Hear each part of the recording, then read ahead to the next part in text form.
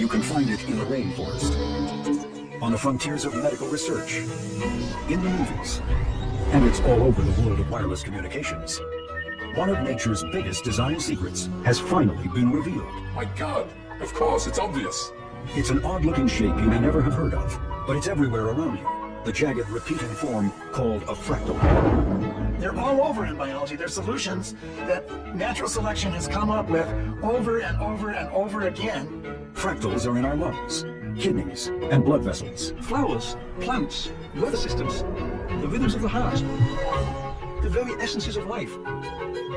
But it took a maverick mathematician to figure out how they work.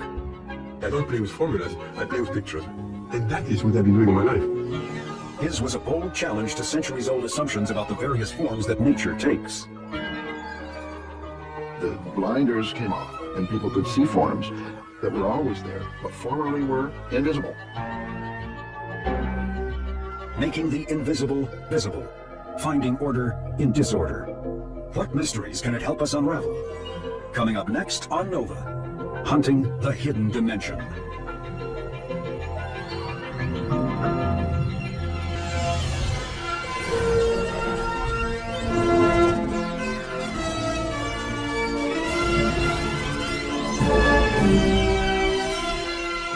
Major funding for Nova is provided by the following. ExxonMobil, taking on the world's toughest energy challenges. And by David H. Koch. And Discover new knowledge. HHMI. And by the Corporation for Public Broadcasting. And by contributions to your PBS station from viewers like you. Thank you.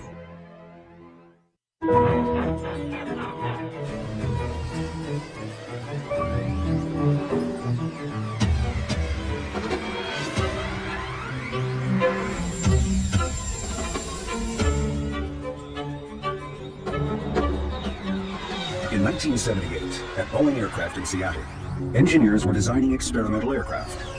Exotic things with two wings or two tails or two fuselages and just weird stuff. Because who knows, it might work. A young computer scientist named Lauren Carpenter was helping them visualize what the planes might look like in flight. I get the data from them and make pictures from various angles, but I wanted to be able to put a mountain behind it because every Boeing publicity photo in existence has a mountain behind it. But there was no way to do mountains. Mountains had millions and millions of little triangles and polygons or whatever you want to call it, and we had enough trouble with 100, especially in those days when our machines were slower than the ones you have in your watch. Carpenter didn't want to make just any mountains. He wanted to create a landscape the planes could fly through. But there was no way to do that with existing animation techniques. From the time movies began, animators had to draw each frame by hand, thousands of them to make even a short cartoon. That's why they call me Thumper. But that was before Lauren Carpenter stumbled across the work of a little-known mathematician named Benoit Mandelbrot. In 1978, I ran into this book in a bookstore. Fractals, Form, Chance, and Dimension by Benoit Mandelbrot, and it has to do with the fractal geometry of nature. So I bought the book and took it home and read it. Cover to cover, every last little word, including footnotes and references, twice. In his book, Mandelbrot said that many forms in nature can be described mathematically as fractals, a word he invented to define shapes that look jagged and broken. He said that you can create a fractal by taking a smooth-looking shape and breaking it into pieces over and over again. Carpenter decided he'd try doing that on his computer. Within 3 days, I was producing pictures of mountains on my computer at work. The method is dead simple. You start with a landscape made out of very rough triangles, big ones. And then for each triangle, break it into 4 triangles. And then do that again, and again, and again, and again, and again. Endless repetition, what mathematicians call iteration. It's one of the keys to fractal geometry. The pictures were stunning. They were just totally stunning. No one's ever seen anything like this. And I just opened a whole new door to the new world of making pictures. And it got the computer graphics community excited about fractals because suddenly they were easy to do. And so people started doing them all over the place. Carpenter soon left Boeing to join Lucasfilm, where instead of making mountains, he created a whole new planet for Star Trek II: The Wrath of Khan.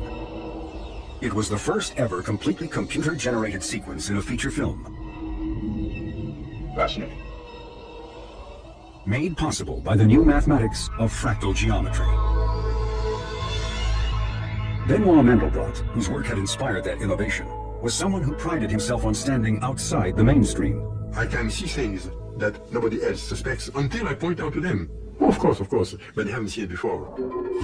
You can see it in the clouds, in the mountains, even inside the human body. The key to fractal geometry, and the thing that evaded anyone until really Mandelbrot sort of said this is the way to look at things, is that if you look on the surface, you see complexity, and it looks very non-mathematical. What Mandelbrot said was that think not of what you see, but what it took to produce what you see. It takes endless repetition, and that gives rise to one of the defining characteristics of a fractal, what mathematicians call self-similarity. The main idea is always, as you zoom in and zoom out, the object looks the same. If you look at something at this scale, and then you pick a small piece of it and you zoom in, it looks very much the same. The whole of the fractal looks just like a part, which looks just like the next smaller part. The similarity of the pattern just keeps on going. One of the most familiar examples of self-similarity is a tree. If we look at each of the nodes, the branching nodes of this tree, what you'll actually see is that the pattern of branching is very similar throughout the tree. As we go from the base of the tree to higher up, you'll see we'll have mother branches, then branching then into daughter branches. If we take this one branch and node and then go up to a higher branch or node, what we'll actually find is, again, that the pattern of branching is similar. Again, this pattern of branching is repeated throughout the tree, all the way, ultimately, out to the tips where the leaves are. You see self-similarity in everything, from a stalk of broccoli, to the surface of the moon, to the arteries that transport blood through our bodies. But Mandelbrot's fascination with these irregular-looking shapes put him squarely at odds with centuries of mathematical tradition. In the whole of science, the whole of mathematics, the smoothness was everything. What I did was to open up roughness for investigation. We use mathematics to build the pyramids, to construct the Parthenon. We use mathematics to study the regular motion of the planets and so forth. We became used to the fact that certain patterns were amenable to mathematics. The architectural ones, but largely the patterns of human-made structures where we had straight lines and circles and the perfect geometric shapes. The basic assumption that underlies classical mathematics is that everything is extremely regular. I mean, you reduce everything to straight lines, Circles, triangles, flat surfaces, pyramids, tetrahedron, icosahedron, dodecahedron, smooth edges. Classical mathematics is really only well suited to study the world that we've created, the things we've built using that classical mathematics. The patterns in nature, the things that were already there before we came onto the planet, the trees, the plants, the clouds, the weather systems, those were outside of mathematics. Until the 1970s, when Benoit Mandelbrot introduced his new geometry. Mandelbrot came along and said, hey guys, all you need to do is look at these patterns of nature in the right way, and you can apply mathematics. There is an order beneath the seeming chaos. You can write down formulas that describe clouds and flowers and plants. It's just that they're different kinds of formulas, and they give you a different kind of geometry.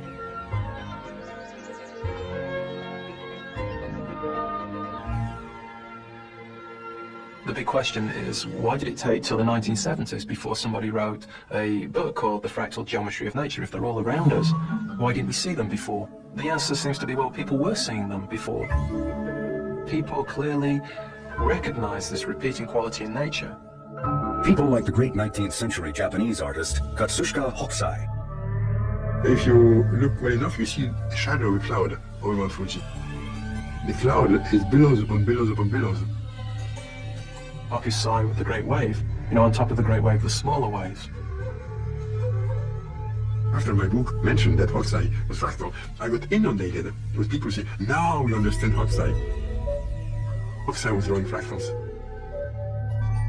Everybody thinks that mathematicians are very different from artists. I've come to realize that art is actually really close to mathematics, and that they're just using different language. And so for Mandelbrot, it's not about equations. It's about how do we explain this visual phenomenon. Mandelbrot's fascination with the visual side of math began when he was a student. It is only in January '44 that suddenly I fell in love with mathematics, and not mathematics in general, with the geometry in its most concrete, sensual form. That part of geometry in which mathematics and the eye meet. The professor was talking about algebra, but I began to see in my mind geometric pictures which fitted this algebra. And once you see these pictures, the answers become obvious. So I discovered something which I had no clue before, that I knew how to transform in my mind instantly the formulas into pictures. As a young man, Mandelbrot developed a strong sense of self-reliance. shaped in large part by his experience as a Jew living under Nazi occupation in France. For 4 years, he managed to evade the constant threat of arrest and deportation. There is nothing more hardening in a certain sense than surviving a war, even not as a soldier, but as a civilian. I knew how to act, and I didn't trust people's wisdom very much. After the war, Mandelbrot got his PhD. He tried teaching at a French university, but he didn't seem to fit in. They say, well, I'm very gifted but very misled, and I do things the wrong way. I was very much a fish out of water. So I abandoned this job in France and took the gamble to go to IBM. It was 1958. The giant American corporation was pioneering a technology that would soon revolutionize the way we all live: the computer. IBM was looking for creative thinkers, nonconformists, even rebels. People like Benoit Mandelbrot. In fact, they had cornered the market for a certain type of oddball. We never had the slightest feeling of being disparagement. Mandelbrot's colleagues told the young mathematician about a problem of great concern to the company. IBM engineers were transmitting computer data over phone lines, but sometimes the information was not getting through. They realized that every so often the lines became extremely noisy. Errors occurred in large numbers. It was indeed an extremely messy situation. Mandelbrot graphed the noise data, and what he saw surprised him. Regardless of the time scale, the graph looked similar. 1 day, 1 hour, 1 second. It didn't matter. It looked about the same. It turned out to be so similar with a vengeance. Mandelbrot was amazed. The strange pattern reminded him of something that had intrigued him as a young man. A mathematical mystery that dated back nearly 100 years. The mystery of the monsters. The story really begins in the late 19th century. Mathematicians had written down a formal description of what a curve must be, but within that description, there were these other things. Things that satisfied the formal definition of what a curve is, but were so weird that you could never draw them, or you couldn't even imagine drawing them. They were just regarded as monsters or things beyond the realm. They're not lines. They're nothing like lines. They're not circles. They were like really, really weird. The German mathematician Georg Cantor created the first of the monsters in 1883. He just took a straight line, and he said, I'm going to break this line into thirds, and the middle third I'm going to erase. So you're left with 2 lines at each end, and now I'm going to take those 2 lines, take out the middle third, and we'll do it again. So he does that over and over again. Most people would think, well, if I've thrown everything away, eventually there's nothing left. Not the case. There's not just 1 point left. There's not just 2 points left. There's infinitely many points left. As you zoom in on the Cantor set, the pattern stays the same, much like the noise patterns that Mandelbrot had seen at IBM. Another strange shape was put forward by the Swedish mathematician Helge von Koch. Koch said, well, you start with an equilateral triangle, one of the classical Euclidean geometric figures, and on each side, I take a piece and I substitute 2 pieces that are now longer than the original piece. And for each of those pieces, I substitute 2 pieces that are each longer than the original piece. over and over again. You get the same shape, but now each line has that little triangular bump on it. And I break it again, and I break it again, and I break it again. Each time I break it, the line gets longer. Every iteration, every cycle, he's adding on another little triangle. Imagine iterating that process of adding little bits infinitely many times. What you end up with is something that's infinitely long. The Koch curve was a paradox. To the eye, the curve appears to be perfectly finite. But mathematically, it is infinite, which means it cannot be measured.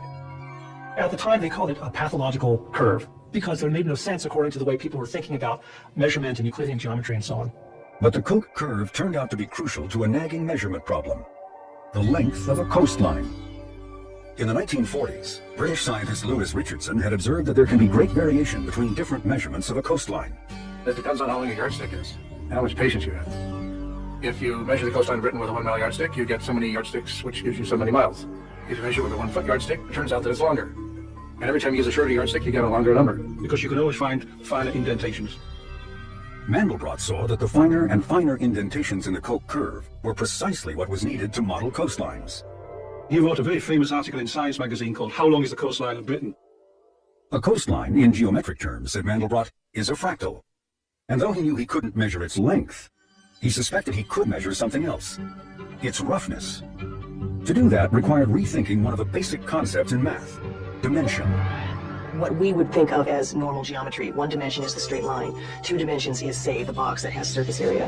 And 3 dimensions is a cube. But could something have a dimension somewhere in between, say 2 and 3? Mandelbrot said yes. Fractals do. And the rougher they are, the higher their fractal dimension. There are all of these technical terms like fractal dimension and self-similarity, but those are the nuts and bolts of the mathematics itself. What that fractal geometry does is give us a way of looking at, in a way that's extremely precise, the world in which we live, in particular the living world. Mandelbrot's fresh ways of thinking were made possible by his enthusiastic embrace of new technology. Computers made it easy for Mandelbrot to do iteration, the endlessly repeating cycles of calculation that were demanded by the mathematical monsters. The computer was totally essential, otherwise it would have taken a very big, long effort. Mandelbrot decided to zero in on yet another of the monsters, a problem introduced during World War I by a young French mathematician named Gaston Julia. Gaston Julia, he was actually looking at what happens when you take a simple equation and you iterate it through a feedback loop. That means you take a number, you plug it into the formula, you get a number out. You take that number back to the beginning and you feed it into the same formula, get another number out, and you keep iterating that over and over again. And the question is, what happens when you iterate it lots of times? The series of numbers you get is called a set, the Julia set. But working by hand, you could never really know what the complete set looked like. There were attempts to draw it, doing a bunch of arithmetic by hand and putting a point on graph paper. You would have to feed it back hundreds, thousands, millions of times. The development of that new kind of mathematics had to wait until fast computers were invented. At IBM, Mandelbrot did something Julia could never do. Use a computer to run the equations millions of times. He then turned the numbers from his Julia sets into points on a graph. My first step was to just draw mindlessly a large number of Julia sets. Not one picture, hundreds of pictures. Those images led Mandelbrot to a breakthrough. In 1980, he created an equation of his own, one that combined all of the Julia sets into a single image. When Mandelbrot iterated his equation, he got his own set of numbers. Graphed on a computer, it was a kind of roadmap of all the Julia sets, and quickly became famous as the emblem of fractal geometry. The Mandelbrot set. They intersect at certain areas, and it's got like a, And they have little curlicues built into them. Black beetle-like thing crawling across the floor. Seahorses, dragons. Something similar to my hair, actually. With this mysterious image, Mandelbrot was issuing a bold challenge to long-standing ideas about the limits of mathematics. The blinders came off, and people could see forms that were always there, but formerly were invisible. The Mandelbrot set was a great example of what you could do in fractal geometry, just as the archetypical example of classical geometry is the circle.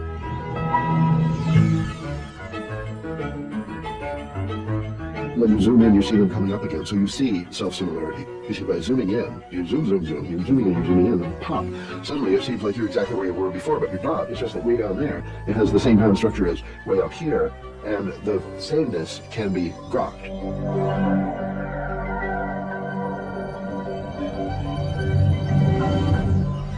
Mandelbrot's mesmerizing images launched a fad in the world of popular culture. Suddenly this thing caught like bushfire. Everybody wanted to have it.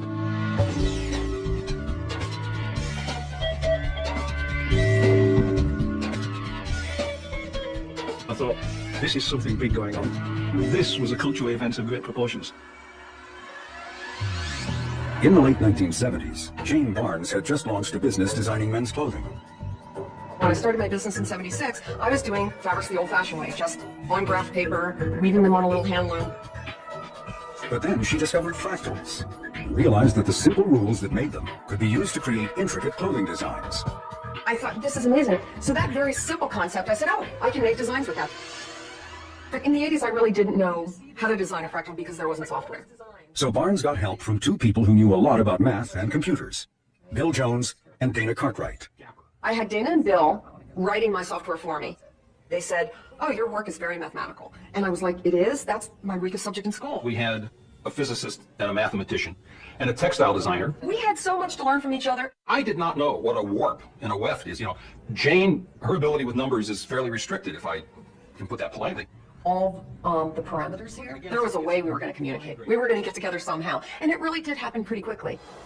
The general fashion press thought, Jane's a little nuts. They started calling me the fashion nerd, but that was okay. That was okay with me because I was learning a lot. This was fun and very, very inspirational. I'm getting things that wouldn't be possible by hand.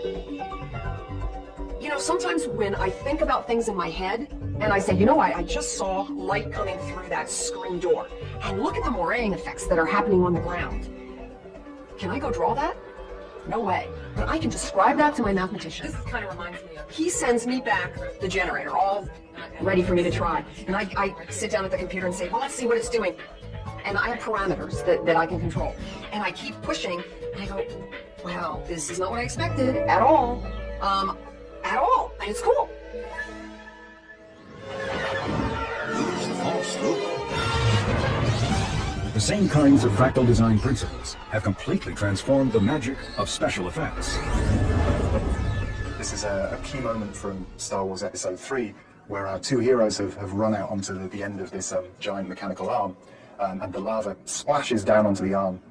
My starting point here is to actually take the three-dimensional model and take essentially a jet and just shoot lava up into the air. This looks kind of boring. It's doing roughly the right thing, but the motion has no kind of visual interest to it. Let's look at what happens here when I add the fractal swirl to it. Where this becomes fractal is we take that same swirl pattern, we shrink it down and reapply it. We take that, we shrink it down again, we reapply it. We shrink it down again, we reapply it.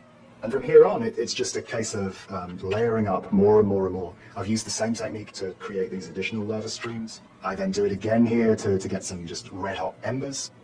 Then we take all of those layers and we add them up and we get the final composite image. My hero lava in the foreground, the extra lava in the background, the embers, sparks, steam, smoke.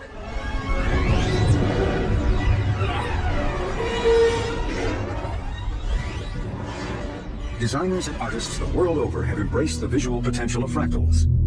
But when the Mandelbrot set was first published, mathematicians, for the most part, reacted with scorn.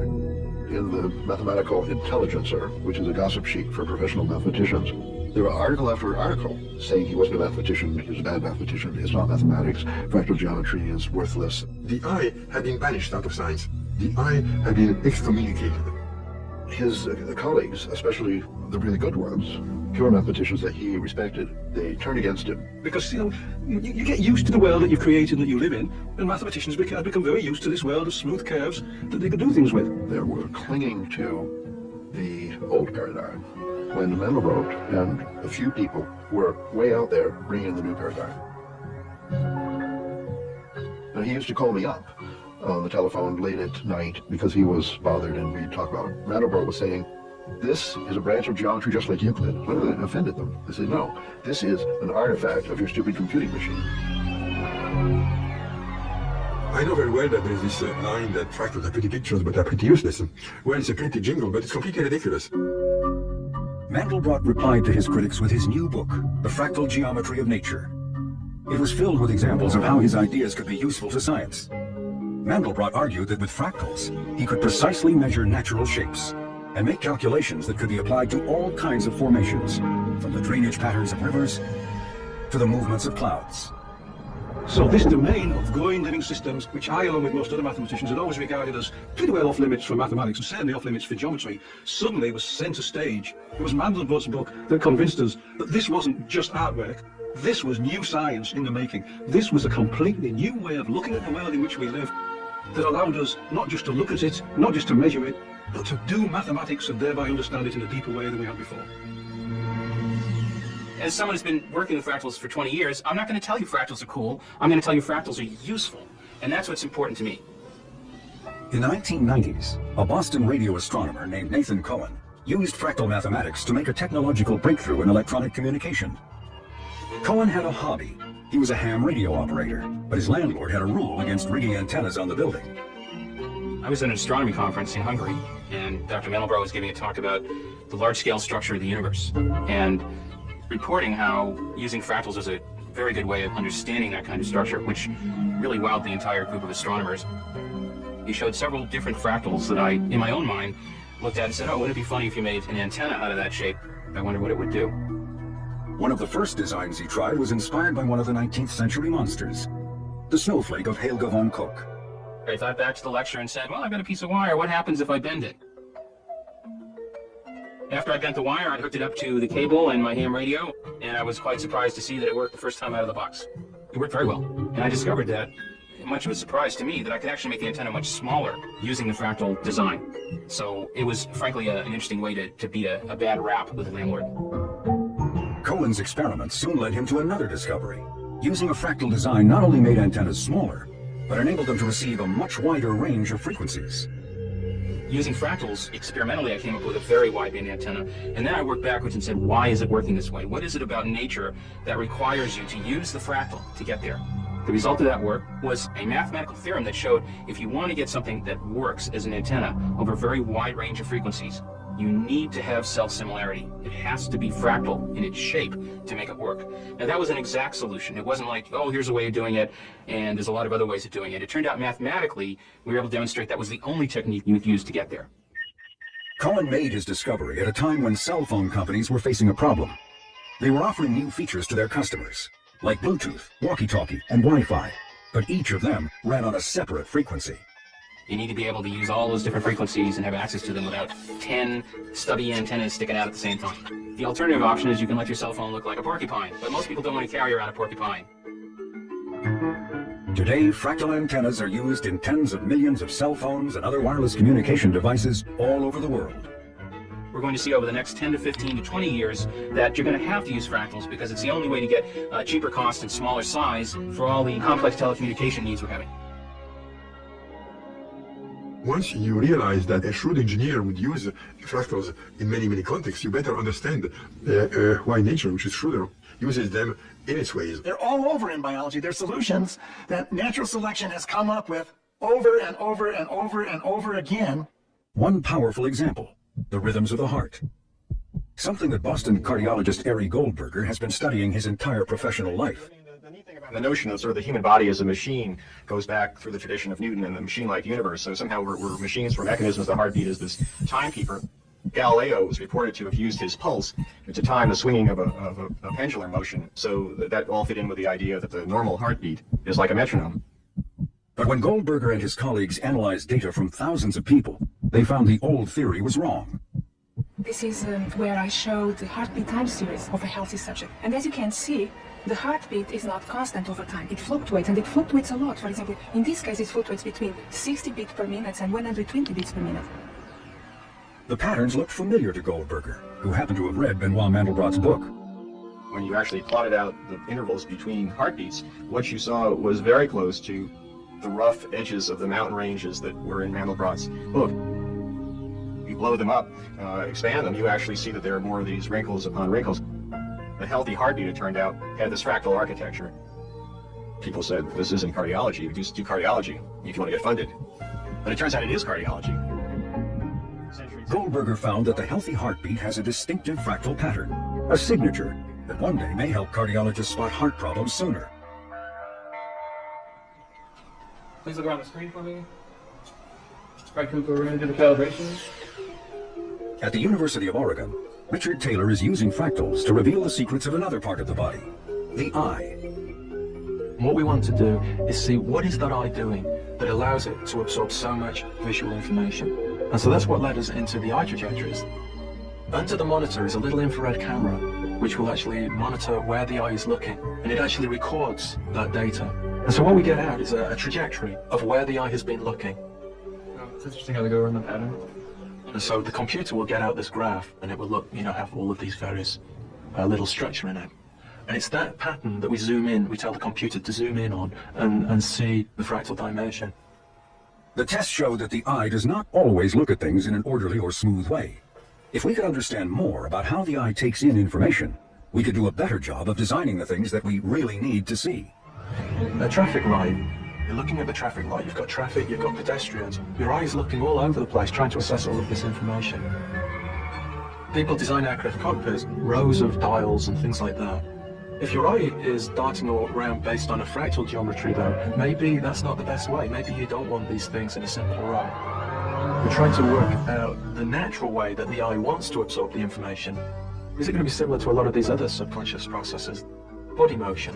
When you're balancing, what are you actually doing there? It's something subconscious and it works, and you're stringing together big sways and small sways and smaller sways. Could those all be connected together to actually be doing a fractal pattern there? More and more physiological processes have been found to be fractal. Not everyone in science is convinced of fractal geometry's potential for delivering new knowledge.